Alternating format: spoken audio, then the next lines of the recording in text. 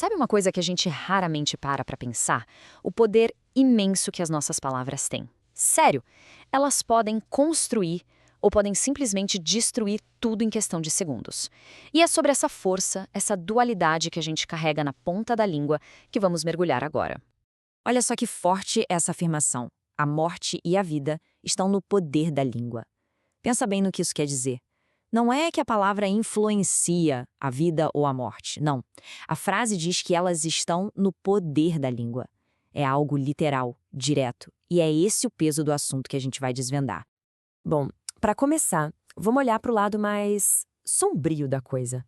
Por que será que falar mal dos outros, sabe? A fofoca, a crítica que só destrói, é algo tão ruim? A gente vai ver que não é só um errinho, um deslize social, é muito mais. É como brincar com fogo. Pensa num incêndio. É exatamente isso. A língua é como um fogo que ninguém consegue controlar. Uma faísca, sabe? Uma palavrinha mal colocada, uma fofoca e pronto. O estrago se alastra, queima tudo pela frente. E o pior, depois que a palavra foi dita, já era. Não dá para voltar atrás e apagar o fogo. E não é um problema pequeno isolado. É um verdadeiro mundo de iniquidade. O que isso quer dizer? Quer dizer que esse hábito de falar mal contamina tudo. Contamina quem fala, envenena o ambiente, afeta as relações. É como uma toxina que vai se espalhando e corrompendo tudo ao redor. Tá, mas de onde é que sai tudo isso? De onde vêm essas palavras tão destrutivas? E aqui a coisa fica interessante, porque no fundo essas palavras funcionam como um espelho. Elas revelam muito, mas muito mais sobre quem está falando do que sobre quem é o alvo da fala. Então fica a pergunta, né? O que as nossas palavras revelam de verdade? Será que quando a gente fala, a gente está só descrevendo o que está acontecendo lá fora? Ou será que, na verdade, a gente está abrindo uma janela e mostrando tudo o que tem aqui dentro?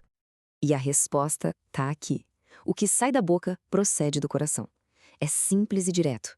Nossas palavras não nascem do vácuo, elas são um sintoma, um reflexo exato daquilo que a gente alimenta aqui dentro. É como um raio-x da alma. E o que é que está lá na raiz disso tudo? Olha só: orgulho, inveja, ressentimento, insegurança. Para pensar. Ninguém que está bem de verdade, seguro de si, sai por aí destruindo os outros com palavras. A crítica nasce da falta, de alguma coisa mal resolvida aqui dentro. Para a gente entender o real tamanho do problema, a gente precisa olhar para esse hábito de um jeito diferente. Não é só um deslize, uma gafe. É algo muito, mas muito mais sério. É o que a gente pode chamar de um assassinato moral. E olha só que chocante essa comparação. Quem fala mal dos outros, os detratores, é colocado na mesma categoria de homicidas e de inimigos de Deus. Percebe a gravidade? Isso coloca o ato de difamar alguém num patamar de seriedade que a gente raramente considera. É isso, um assassinato moral.